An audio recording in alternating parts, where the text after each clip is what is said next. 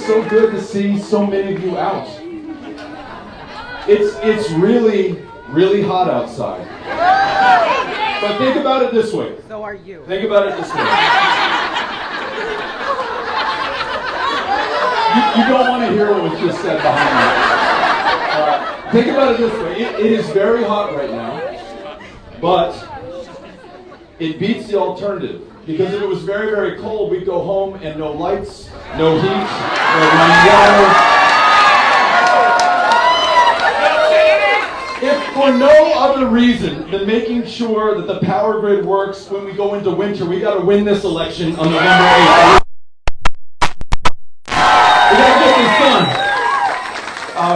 I want to thank Mike. I want to thank Frederick. I want to thank Representative Ramos for bringing us together, kicking us off, and energizing us right now for the work ahead. The 6 months, almost to the day, that we have in front of us between now and when our future will be decided, not just for those here, but for those little kids that we brought with us who aren't old enough to vote and are counting on us right now, for those people who are yet to come, the generations that will follow ours, who will look back, the people of the future looking back on us in 2022, and they're going to want to know, given everything that is happening right now in the state of Texas, all of these decisions being made by those in positions of power to come after the most vulnerable among us, to define us, as a representative just said, not by who we love, but who we hate, who we're afraid of, our fears instead of our ambitions and our aspirations.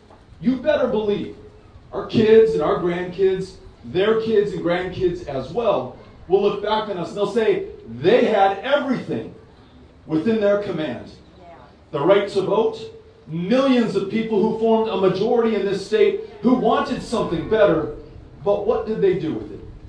Did they sit back and hope that someone was going to ride to the rescue and solve this for them? Were they bystanders, or were they in the audience? Were they in the front row watching this, enjoying it, the action, because it wasn't happening to them. It was happening to someone else.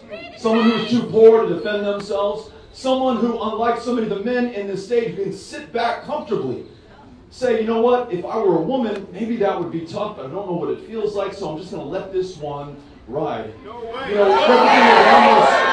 Representative Ramos mentioned the parents of these transgender kids. And I'll tell you what, having met so many of them now across the state of Texas, you find me more loving parents anywhere on this planet than those who are trying to help these kids navigate one of the toughest moments of their lives. That's who the governor's going after right now, instead of fixing that grid so that the power works when we actually need it this winter. But I want to acknowledge this. It's Mother's Day, and I'm thinking about my wife, Amy, who's at home with our 3 kids. She made a big brunch this morning for her mom, Sita, who's one of the best grandmothers out there. She's going to spend part of the day with my mom, Melissa, who raised me, who gave birth to me and my 2 sisters, and who I was thinking about this morning has bequeathed me my inheritance, right? My characteristics, my traits. I'm 6'4". My dad was 5'10" on his tiptoes, okay? This is my mom. She gives me something to look up to. She is the kindest, most compassionate, most humble person I've ever met. And I'm none of those things on a regular enough basis for my own satisfaction, but I aspire to be more like her. She gave me an example and a role model to live up to, and an example for the kids that we're raising in my house.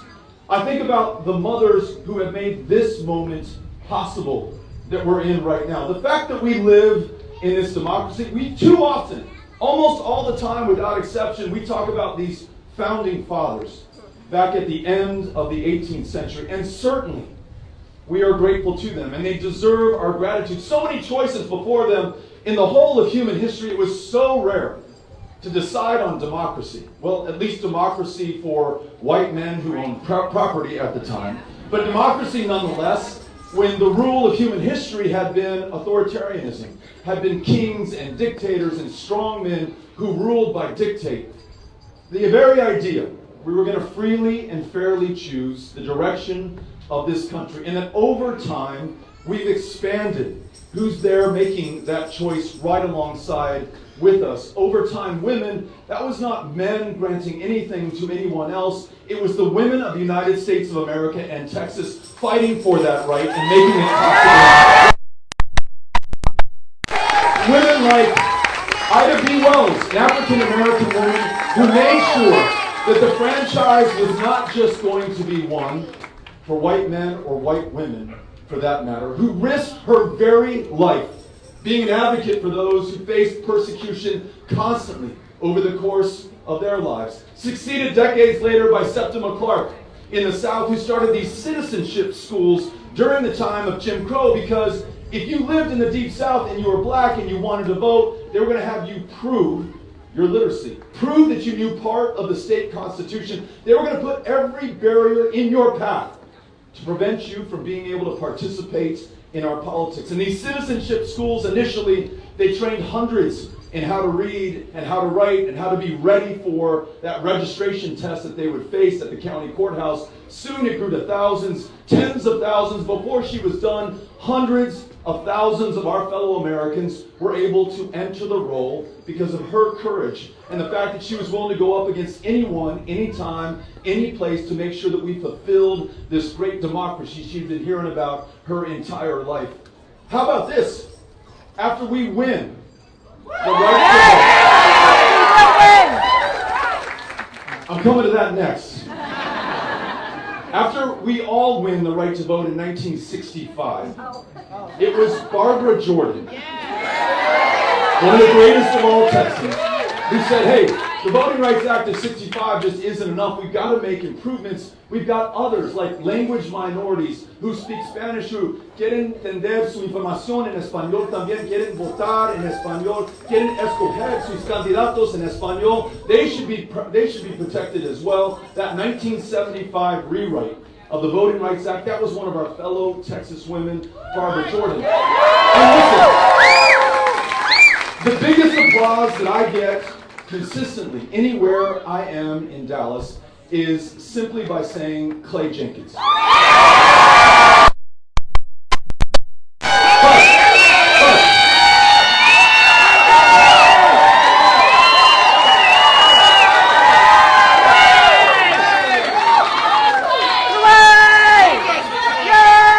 But you could probably see this coming.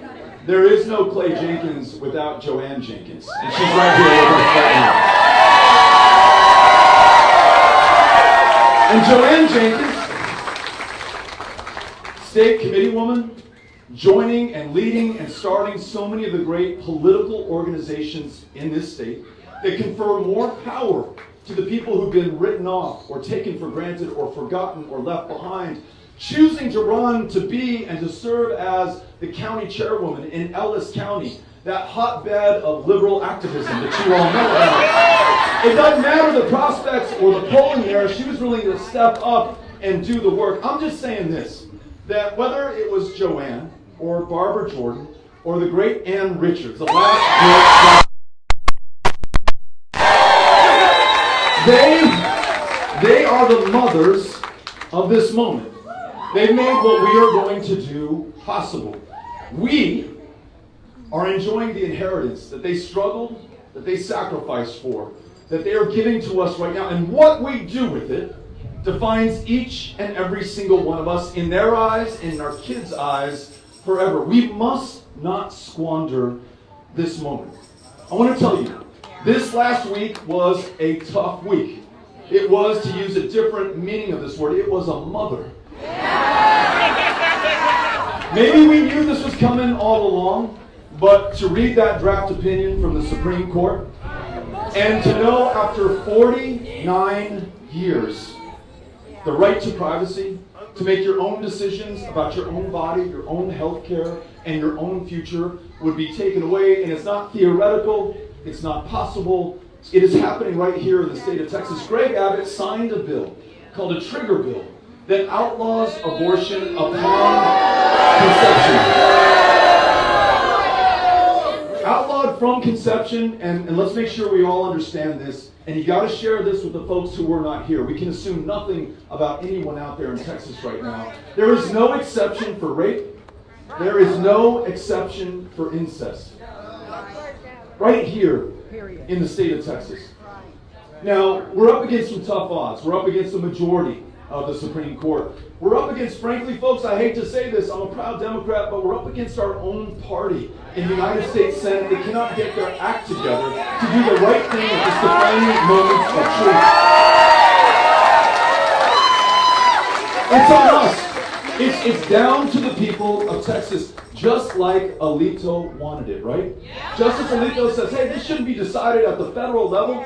This belongs in the states. Well, listen to this. It's coming back to Texas right now. But not only is it possible for us to overcome it, we've overcome this before under much tougher odds. Prior to 1973, abortion was outlawed in Texas as well. Absolutely criminal for any woman to make this decision. But it wasn't from people outside of Texas that the right to an abortion, the right to make your own reproductive health care decisions was won. Jane Roe of Roe versus Wade was, in fact, one of our fellow Texans. And more importantly, Linda Coffey and Sarah Weddington from Abilene, Texas, of all places, were the two attorneys who argued before the all-male United States Supreme Court and won the historic city of Roe versus Wade.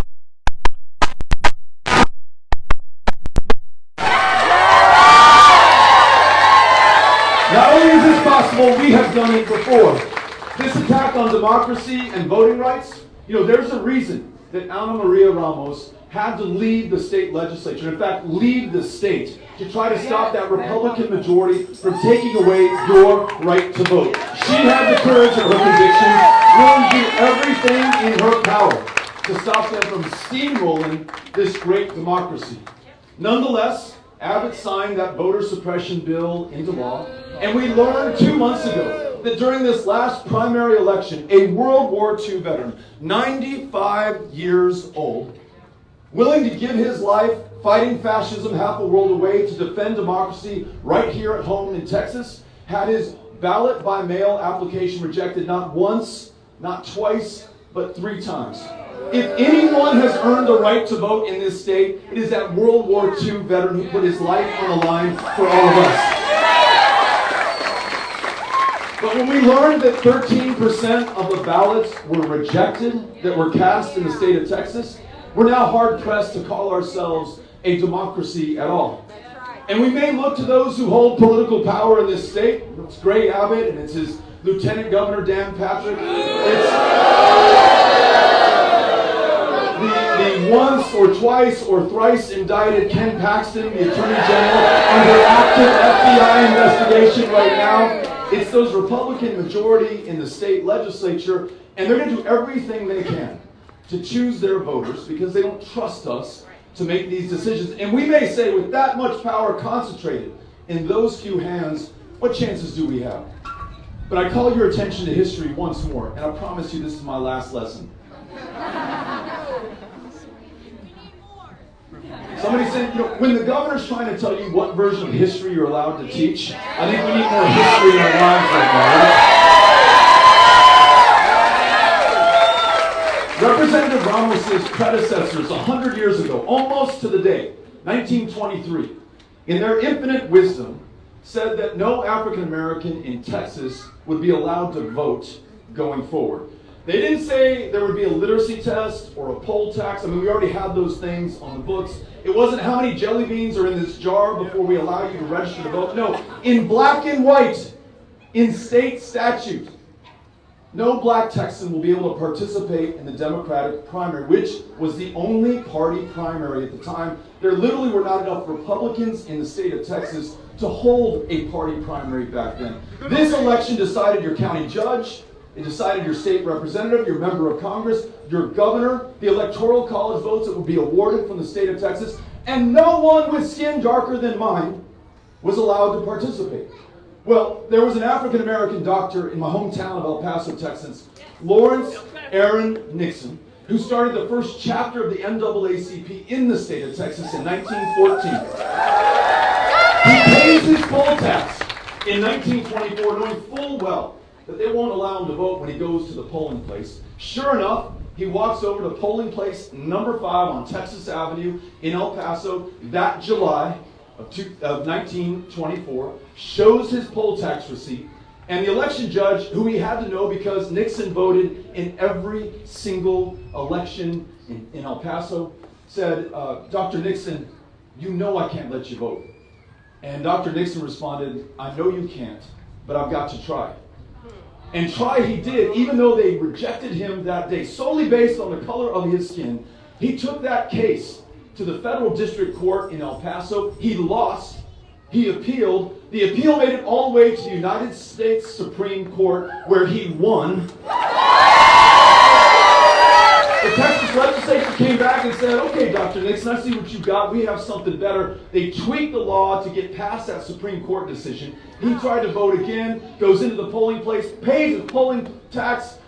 They see the receipt. They say, Dr. Nixon, we can't let you vote. He says, I know you can't, but I've got to try. Takes the case to court. Again, another Supreme Court victory. But it still wasn't enough. He still had to keep fighting because they found new ways to keep him and others who looked like him from voting. It was not until 1944, 21 years after he began, every single 2-year election cycle, going into the same damn polling place, presenting that poll tax receipt because he paid out of his own pocket, knowing that he would not be treated as the human being, as a U.S. citizen that he was. But he had faith in himself and in this democracy. But every time they said, you know, we can't let you vote. And he said, I know you can, but I've got to try. Until 1944, another Texan, this time in Houston, Lonnie Smith from the 5th Ward, also a physician, tries to vote, is rejected based on the color of his skin, takes his case to the Supreme Court, and he wins. He wins, and we integrate elections in the state of Texas beginning in 44 because these guys had the courage, had the persistence, had the tenacity, and they had the faith. Now, when I talk about these women and these men who gave us this opportunity, you think long and hard about what you are willing to do. I mean, they risked their lives in some cases. They risked their dignity. They endured such disrespect. It is hard for us to imagine. And all we're asking of each other right now is but to vote, to get our friends to vote, and to go meet those voters out there who do not know the stakes of this election. Let me put it in math terms that maybe I can understand. We lost by 216,000 votes in 2018 out of more than 8 million cast. It was 2.6%. That was the delta. We saw some great Democrats win office. Representative Ramos and 11 other new state Democrats elected to the legislature. We saw Colin Allred elected to Congress. We saw 17 black women elected to judgeships in Harris County. And we all together produced the largest voter turnout in Texas since the year of our Lord, 1970. But it wasn't enough, right? 216,000 votes down. Here in Dallas County, I won just under 500,000 votes. But check this out. In 2020, arguably the most important presidential election, at least of our lifetimes, right? 400,000 people in Dallas County eligible to vote did not cast a ballot. Now, when 750 polling places have been closed down in your state, most of them concentrated in the fastest growing black and brown neighborhoods, when you have a voter ID system that is so punitive and onerous that it allows you to use your license to carry a firearm to prove who you are at the polling place, but it doesn't allow you to use your UNT student ID to prove who you are at the polling place, when you have a gerrymander that draws people out of districts based on their race and ethnicity, so that a 3-judge federal panel calls it a racial gerrymander of the state to minimize black and brown political power, to elevate that of others, to keep those who are in power there forever going forward until we change it, then we can forgive those who might wonder whether it is worth their time. But the number one reason given by those who have not voted before is that no one ever asked them to do so. Since 2020, another 100,000 new voters have been added to the rolls in Dallas County. These are folks who just turned 18. These are new U.S. citizens. These are our fellow Americans who want to get it. That's 500,000 net new voters. Folks, we can more than double the margin by which we lost and turn that into the margin of victory in this next race just in Dallas County. We do that, and I tell you what our future is. No longer do we worry about these attacks on women, because every woman will make her own decision about her own body and her own future every single day. And then we'll make sure that every woman working the same job as every man is paid the same for the value. We're talking real respect here in the state of Texas. We're going to make sure that no transgender child nor their parent feels that they're going to be attacked by this governor, prosecuted for child abuse, placed into a child protective services system that is so badly run that kids are dying by the dozens right now in the custody and the care of the great state of Texas. No, instead we remind everybody this state is big enough for all of us to live to your full potential with the pride that we feel about you. And we're going to make sure the most vulnerable, including those kids in CPS, who number 30,000 right now, get the support and the help, the investment, and the accountability from their government they've been missing under Greg Abbott. We're going to make sure that these world-class public school educators no longer feel like the governor's coming after them, no longer are so underpaid that they're working 2 or 3 jobs just to make ends meet, that those retired teachers who have not seen a cost of living adjustment since 2004 get one going forward every single year.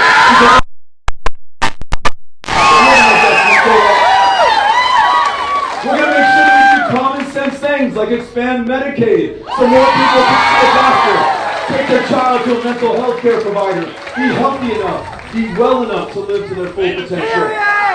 And together, Democrats, Republicans, Independents alike, we are going to legalize marijuana in the state of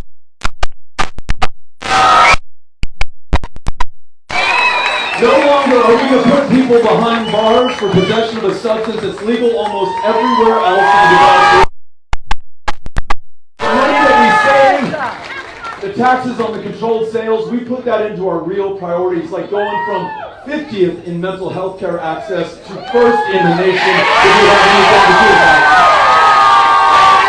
it. Imagine being focused on the big things that can bring us together, instead of being pitted against one another, stoking more division, further fracturing the state. That's everything that Greg Abbott is doing to us right now. We have the choice, and this is the choice that I'm asking you to make.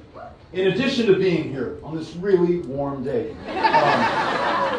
being with your families in some cases, going to see your mom a little bit later in other cases, but whatever it was, you sacrificed a little bit of your time to be here with us today. Anything for you. Thank you. In addition, many of you have donated to the campaign, for which we are grateful. Day in, day out, dollar for dollar, we are outraising Greg Abbott in this race.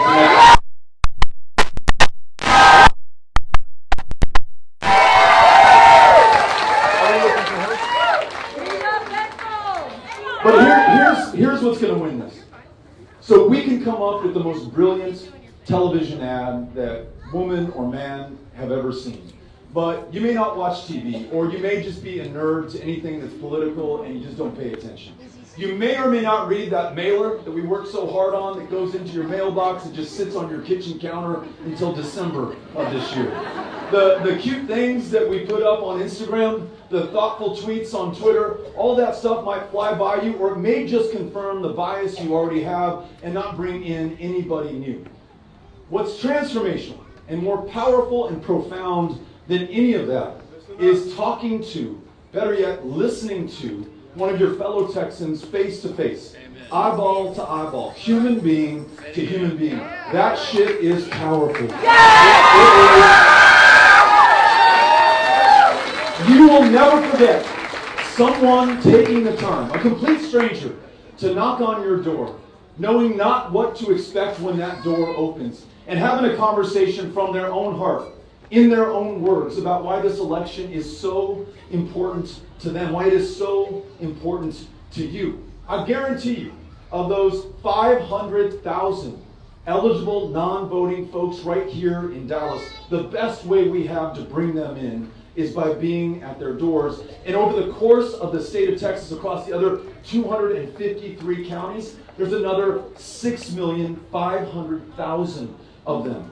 That's the real majority in the state of Texas. You would have Medicaid expansion. You'd have full protection for women's rights. You wouldn't have to worry about a Don't Say Gay bill coming down in the next legislative session if that majority were voting right now. But that majority is not going to vote unless you show up at their door and ask them. Now, I've got to ask you, are you willing to do this work? I need you to do this for me then. We want you to text the word Texas to 20377. That's the way that you demonstrate this commitment, and you're welcome to do it here. I know it's usually rude to pull out your cell phone when someone's talking on the microphone, but this time of all times, please do it. It's Texas to 20377. You do that, and I promise you, we are signing you up, and we're going to put you to work. This is not one where you get to just be on the sofa or on the couch or hope that someone else is going to do it. I need you out there on the streets and on the doors. It's the only way, just to be clear, it's the only way we're going to win for the stuff that we were just cheering for and yelling about and getting so excited for right now. So if you want it that bad, we've got to work for it. No other way to get it done. That's what my mom taught me on this Mother's Day. All right. Thank you all for coming out today. We're going to have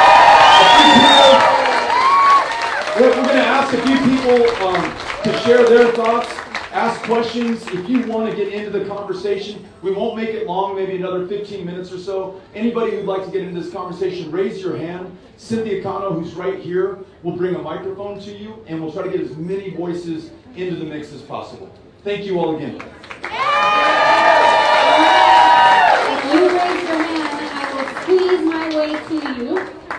Sorry if I bump you on the way. Hey there. So I was talking to my daughter this morning, as a matter of fact. She's 27 years old. She is biracial. She's been marginalized most of her life. And we were talking about the Roe v. Wade stuff, and she said, you know, Mom, what scares me more than Roe v. Wade is the rental increase prices. Like, it scares her that we might be outpriced in 2 years. We've just signed a 2-year lease. We might be outpriced in this area, and who knows where we end up going. So I wonder what I can tell her, that is there anything at the state level that can be done to help with all the rental increases that are just over the top? You got it. Question is about inflation. Before I answer it, we have State Representative Jasmine Crockett, another amazing fighter who's back here. Thank you so much for joining us. So the question's about inflation. And let's not pretend that this is something happening to us again from the outside. This is coming right here from Texas. It's like one of those horror movies. The call is coming from inside the house, right? The single greatest driver of inflation in the state of Texas is Greg Abbott. Let me make the case. Your property taxes, our property taxes over the last 7 years, since he's been governor, have gone up $20 billion across the state. That's up 40%. 40% is a lot over 7 years. In addition, when we had that winter freeze and your power went out and some of your neighbors lost their lives because in the energy capital of the world we could not keep the lights or the heat running, Greg Abbott literally gave the order, check this out in the Dallas Morning News, do not take my word for it, gave the order to peg the price of gas at 200 times the going rate. Now that did nothing to generate more electricity or capacity, but it sure did enrich his donors by $11 billion over the course of 5 days. Ron Nirenberg, the mayor of San Antonio, calls that the largest transfer of wealth in Texas history. But it doesn't stop there, because someone had to pay the bill at the end of the day, and that someone is you. Your utility bills on average are up $50 a month. Every single month going forward for the next 20 years. That's how long it's going to take to pay back this kind of corruption that our governor is currently responsible for. And then, when he shut down the border a few weeks ago, didn't allow any of those trucks from Mexico to come in, They bring 2/3 of the produce that is in our grocery stores that we depend on. And that liberal rag, the Wall Street Journal, talked about Greg Abbott's $5 avocados. And that most progressive of statewide elected officials, Sid Miller, said this was killing the economy of the state of Texas. It was driving inflation when we try to check out at the grocery store. So whether it is housing prices or what we pay through our rent as property taxes go up at the grocery store, at utility bills, it is Greg Abbott. And the way to fix that is to make sure that we're less concerned with political points and stunts and actually helping the people of Texas. I'm going to work with Representative Ramos to make sure that the state pays its fair share of public school funding. Right now it's at 40%. When we get done, at least 50%, which reduces the burden on the local property taxpayer and the renter, for one. Two, I mentioned that when we legalize marijuana, we're going to save $500 million on costs. We're going to raise another $500 million in revenue. That's another $1 billion to depress the cost of property taxes. If we bring in $10 billion of Medicaid expansion, that's $10 billion into our communities. You're no longer paying through your county property taxes for indigent care at the county hospital because they will have Medicaid from the federal government going forward. That's $10 billion more to pull down these property taxes. And it doesn't stop there. Last idea, and this is a big one. You ready? We were in Port Arthur recently. You all know this, Jefferson County, just near Beaumont, still Port Arthur. I was listening to their independent school board trustee president, who told me he'd just written a $30 million check to Motiva, which happens to be a refinery located in Jefferson County, which is the largest refinery in North America. Now, why was the school board president writing them a $30 million check? Because Motiva, like almost every corporation in the state of Texas, can afford lobbyists and attorneys who contest their property valuation. And they can say, you know what, unlike the homeowners and the renters here who don't have the resources to do that, you say we're valued at X, $1 billion, I say we're valued at $500 million. Fight me in court. Do you have the resources to do this, or are you just going to cut your check to stop your losses? That's what local counties and school boards and cities do across the state on a yearly basis. You end up getting left holding the bag to the tune of $5 to $6 billion a year that is passed from corporations to homeowners and renters in the state of Texas. So when you add all that up, the Medicaid money, the $6 billion from corporations, the $1 billion from marijuana legalization, fully funding our public schools through the state, we have the resources here to bring down your property taxes and reduce inflation in the state of Texas. Thanks for asking the question. There you go. You answered my question about Greg Abbott's stunt on the border. It's almost by some as possible. Okay, got it, right? What high school? All right, Go Mustangs. Anyway, Greg Abbott puts this, how much is it, billions or hundreds of millions stunt on the border, which you just mentioned. That needs to, how is that conservative is my question. Greg Abbott, how is pissing $400 million of state funds away, how is that conservative? Great question. Listen, Clay Jenkins, I'm just saying it to get the noise.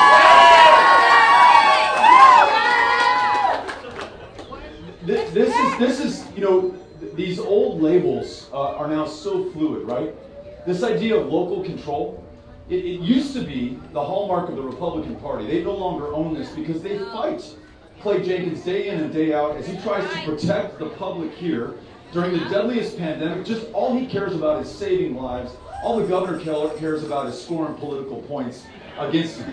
When you're talking about being fiscally conservative, I'll put Clay Jenkins in this commissioner's court up against the governor of the state of Texas any day of the year.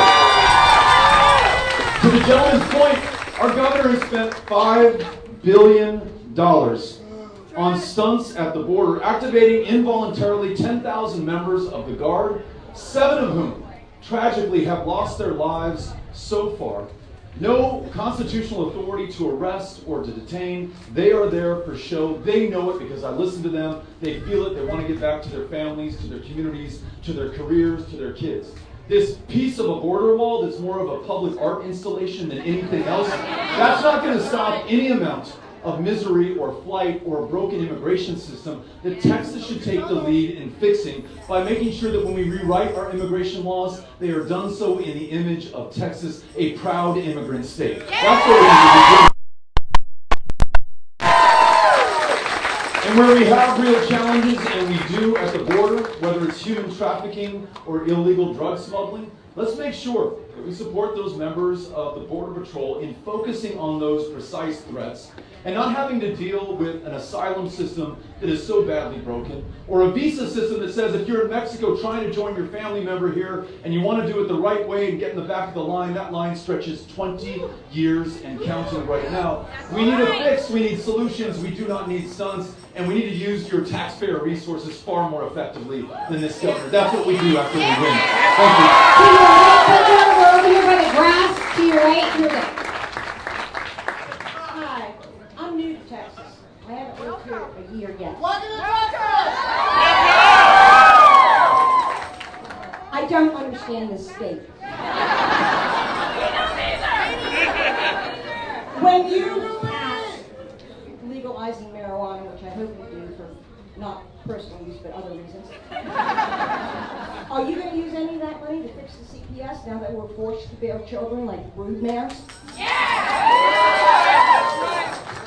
It is hard to believe this, and thank God for another great public servant, Judge Jack, who 6 years ago, if you all have been following her opinions issued from her bench, told us that kids coming out of the Texas foster care system are more damaged than when they went in.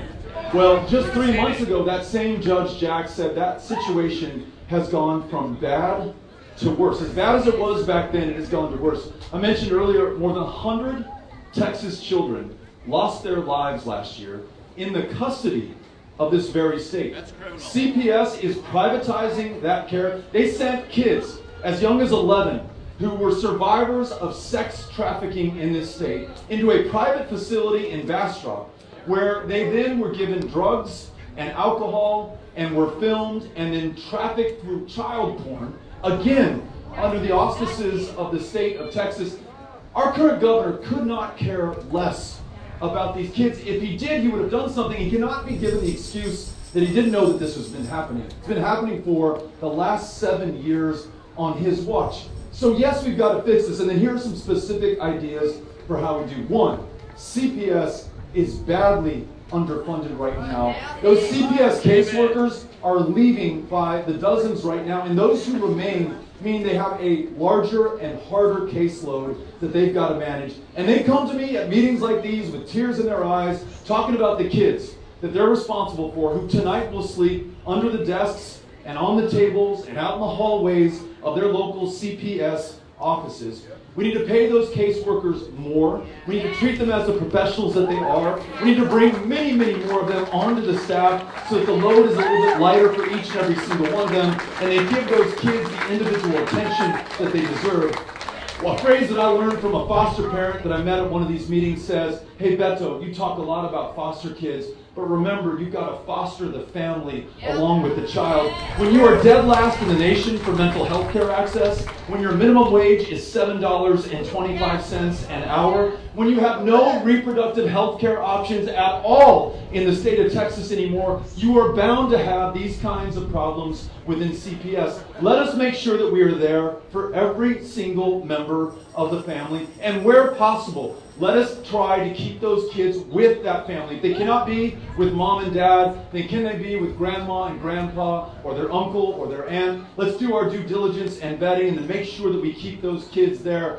And then this, the last thing we need to be doing is targeting the parents of transgender children to take those kids away from them and put them into CPS custody and care.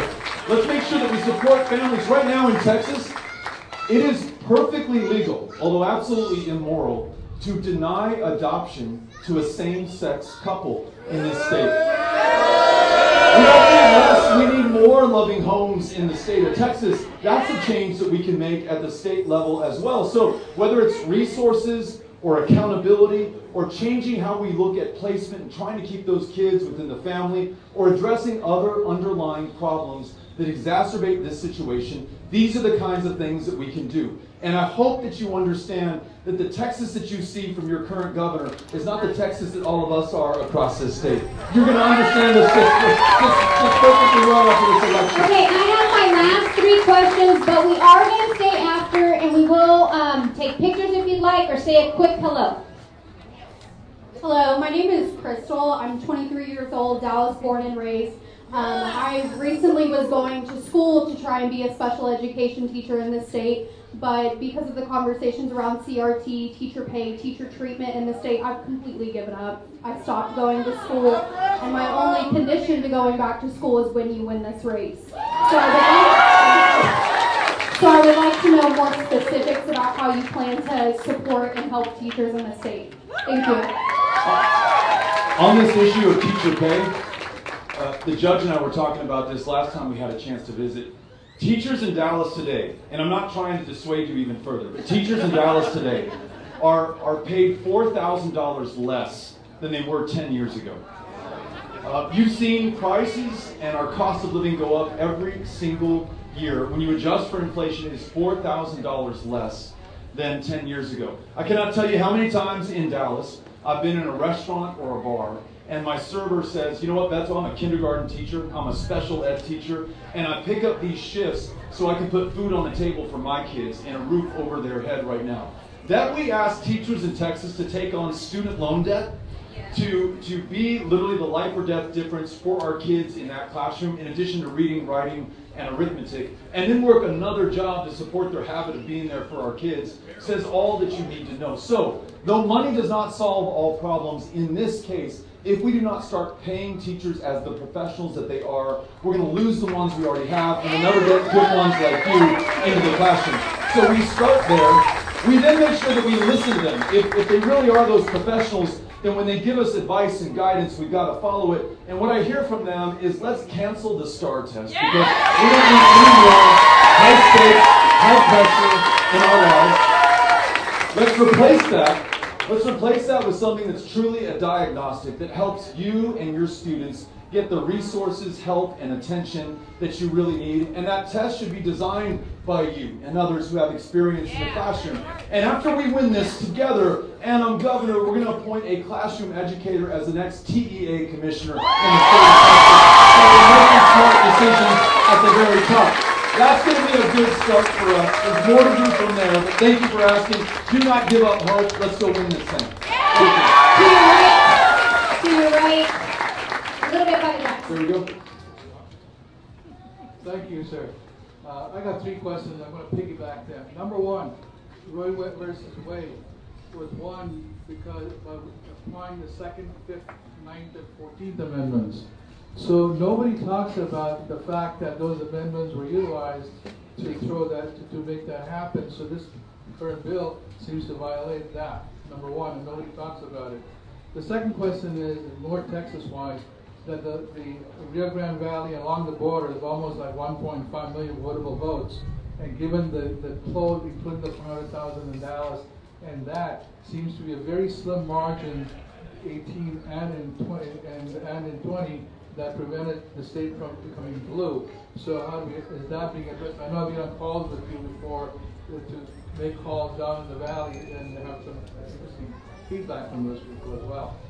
The last question is to do with your comment after what happened in El Paso, because the other side is going to use that, and so I'm hoping, I trust that you have a position on that to mitigate that and neutralize it altogether. Those are my 3 questions. Thank you. Thanks for asking. Thank you.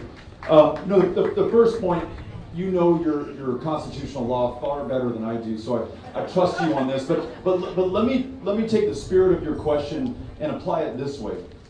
If Judge Alito's logic is that abortion is not explicitly conferred as a right in the Constitution, then by that same logic, gay marriage is not explicitly conferred in the Constitution. Interracial dating is not explicitly conferred in the Constitution. These are all very recent battles, just a little bit older than Roe versus Wade in the scheme of the 20th century. And just this week, we got a preview of our future in this originalist interpretation of the Constitution.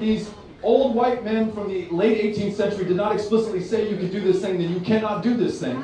Greg Abbott just warned us this week that funding for all Texas children in our public schools is now going to be withdrawn as an attack on immigrant children, because that's not explicitly laid out in the Constitution. So let's make sure that we understand what we're up against. In terms of the Rio Grande Valley and all of the hundreds of thousands of voters there, most of them Mexican American, 90 to 95% Mexican American communities. If the great sin committed by the Republicans in recent times has been to seek to disenfranchise voters, black and brown voters, especially in the state of Texas, then the sin committed by Democrats, none presently here, has been to take those same voters for granted and to assume that because of the color of your skin, you are going to vote for a Democrat in that next election. No voter can be taken for granted. Every single vote must be earned. And that's why you see us down in the Rio Grande Valley, going to every single community, and not just showing up and saying, hey, because you're Mexican American, you must want to talk about immigration today. Because when you say that, people say, screw you, I've been here for 5 generations. Your family, O'Rourke, immigrated here more recently than my family did. I was here before there was a Texas. So what we've got to talk about are the things that matter most to most people in this state. That's great jobs, world-class public schools, and the ability to see a doctor and to know your audience, and if they're interested, say, and we're going to legalize marijuana as well. We say that everywhere we go. We bring people together and we win elections. Your last question was about the challenges we have given these attacks on democracy. Look, why did Greg Abbott pick this very last year to so strictly constrain voting rights in Texas? Why was it just this last couple of months that 95-year-old veteran was prevented from voting? They see what is happening. The National Democratic Party has invested a total of $0 in this state, and yet election after election we get closer and closer and closer. Again, this is the people of Texas getting this done. Those Republicans see it better than we do, and their cynical pursuit of power over any kind of public interest has forced them to decide who their voters will be in these upcoming elections. We have to be just as focused on political power, because it's the only way that we change these things for the better. And that political power is found in those voters who've been targeted for suppression and intimidation. And when you sign up with us in this campaign, those are the doors that I'm going to have you knock on. And when we celebrate our victory on the night of November 8th, it will be because of those voters who provide the margin of victory at the moment that we need it. Thank you for asking. All right, this is going to be our last question. But folks, if you'd like to stay and you'd like to say hi or take a quick picture, the line is going to be, you see that banner in front of you, to the right. To the right, that way. By the S. Yes, by the S. Thank you. Good direction. Hi. Hey there. I'm Sammy Cody. I'm Judy's. Oh, sorry. Hi, I'm Sammy Cody. I'm Judy's son/daughter. And I would just want to say thank you so much, because you treat every Texan like they're a human being. And that is so hard to find in politicians these days. And that is why I wanted to vote for you. I love it. Thank you. We're kind of sharing, but so in the horrible situation that Roe v. Wade is over. Sorry, can everybody please keep it down so we can hear her question? Please keep it down. Thank you. Sorry. In the horrible situation that Roe v. Wade is overturned, how are we going to handle all those more babies and children that don't have homes, don't have loving families to take care of them? Like, how are we going to deal with that? So, you're asking the question that I think is on everybody's mind right now. If the governor was so concerned with life, why did we lose 100 kids in CPS care last year? If he's worried about the heartbeat, what about the heartbeat of that 11-year-old boy who froze to death in Conroe, Texas last year because the heat wasn't working anymore, because Abbott was too busy looking after his donors? If he cares about the lives of our fellow Texans, why do we lead the developed world in the rate of maternal mortality 3 times as deadly for black women? Because every reproductive health clinic closes down. No longer can you have access to an abortion, but you also can't get a cervical cancer screening in some communities, any family planning help, or to see a doctor at all in the least insured state in the world. So, this is our challenge, is to make sure that we remind our fellow Texans of exactly what is going on. I think they're with us. University of Texas released a poll this week that shows that only 20% of Texans agree with the governor's total abortion ban. Most Texans, Republicans, Democrats, independents alike, are with us. But no matter how many children are born or move to this state next year, I want to make sure that we're doing everything that we can to take care of them. There are things that we also all probably agree on, like universal pre-K beginning at 3 or 4 years old. That is not only good for those kids, but liberates their parents to go finish their education or go to work or do whatever they want to be able to do over the course of their lives. Making sure that we expand that Medicaid so that our county jails are no longer the largest provider of mental health care services in the state of Texas right now. There are things that we can do for the kids of Texas. No matter how many are born, they're going to make this the best place to raise a family, but also the best place to make your own decisions about your own body, your own health care, and your own future. Thank you for asking the question. Do not give up the fight. Keep the faith, and let's go out and win this thing. Thank you, Richardson, for coming out. You got this.